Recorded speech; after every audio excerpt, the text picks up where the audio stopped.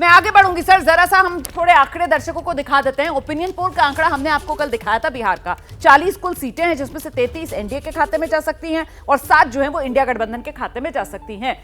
ये तो वो 40 का जो ब्रेकअप है ना, किस तरीके से 33 ये जो भगवा रंग में रंगी हुई सीटें नजर आ रही हैं एनडीए के खाते में जाती हुई, और ये जो हरे रंग में रंगी हुई सीटें जा रही हैं ये इंडिया गठबंधन के खाते में जाती हुई फिलहाल नजर आ रही हैं। लेकिन अब ये तस्वीर कैसे किसी भी तरफ पलट सकती है, बदल सकती है, ये मैं क्यों कह रही हूं, क्योंकि यहां पर सारा दारोमदार आ जाता है इन सीटों पर।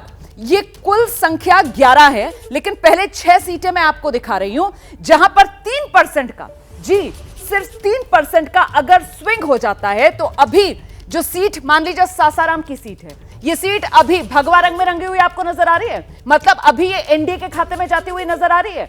अगर 3% का स्विंग होता है तो ये सासाराम की सीट एनडीए के खाते से निकलकर पहुंच जाएगी इंडिया गठबंधन के खाते में। मतलब खेल पलट जाएगा, खेल बदल जाएगा। और बिल्कुल इसी अंदाज में 5 सीटें ऐसी हैं जहां महज 1% अगर वोट शेयर इधर से उधर होता है तो खेल पलट सकता है। अब मान लीजिए पाटलिपुत्र की सीट है, यहां पर आरजेडी की तरफ से लालू प्रसाद यादव की बड़ी बेटी मीसा भारती वो उम्मीदवार हैं।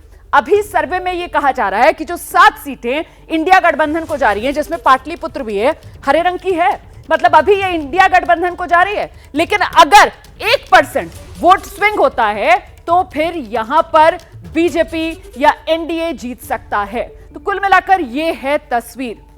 इस तरीके से ये जो सिर्फ 3% वोट से आगे सीटें जो एनडीए के खाते में जाती हुई नजर आ रही हैं, वो आरा, गया, कटिहार, नवादा, सासाराम, और उधर दूसरी तरफ अररिया है, इंडिया गठबंधन के खाते में जाती हुई फिलहाल ये सीट नजर आ रही है। लेकिन खेल कभी भी पलट सकता है। और इसी तरीके से अगर ये 3% वोट इंडिया गठबंधन में शिफ्ट हो गया तो फिर क्या होगा? ये आरा, गया, कटिहार, नवादा, सासाराम सब एनडीए से निकल जाएंगी और जुड़ जाएंगी इंडिया गठबंधन में। मतलब इंडिया गठबंधन में 1, 2, 3, 4, 5 सीटें और ऐड हो जाएंगी। अभी जो 7 पर है आंकड़ा, उसमें 5 और जोड़ दीजिए आप तो ये 12 पर पहुंच जाएगा आंकड़ा। ये देखिए 5 जुड़ गई तो ये 12 पर पहुंच गया, 7 से 12, और उनका एनडीए का घटकर 33 से 5 घटकर 28 पर आ गया। तो देखिए किस तरीके से ये तस्वीर बदल गई। अभी तो सिर्फ 5 सीटों की मैंने बात की है, अब इसी तरीके से आगे बढ़ती हूं। अब बात कर लेते हैं किस तरीके से 3% वोट जो शिफ्ट हुआ था। अभी तो हमने दिखाया कि अगर ये एनडीए से सीटें इंडिया गठबंधन में आती हैं, लेकिन अगर उल्टा होता है, इंडिया गठबंधन वाली ये जो अररिया वाली सीट थी, अगर ये एनडीए में जुड़ जाती है, वो देखिए नीचे आ गई है। अगर 3% वोट इस तरफ शिफ्ट होता है और ये अररिया की सीट आ गई एनडीए में, तो फिर क्या होगा? 33 से 34 एनडीए का आंकड़ा पहुंच जाएगा। आगे बढ़ते हैं। बिहार में 3% वोट की लड़ाई जहां जहां देखने के लिए मिल रही है, वो कौन कौन सी सीट है? आरा की सीट है, एक बार फिर से बीजेपी ने आर के सिंह को यहां से उम्मीदवार बनाया है। इसके अलावा जो गया वाली सीट है, जीतन राम मांझी जहां से उम्मीदवार हैं एनडीए के, प्रधानमंत्री नरेंद्र मोदी आज पहुंच रहे हैं इस सीट पर प्रचार करने के लिए।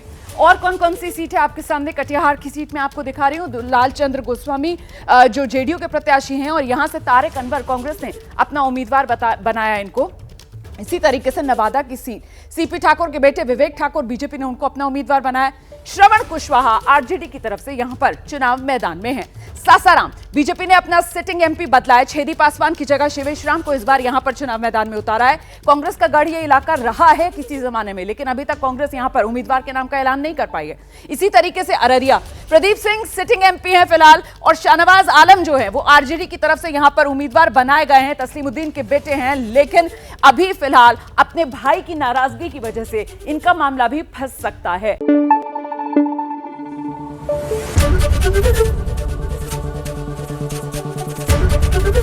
एबीपी न्यूज आपको रखे आगे।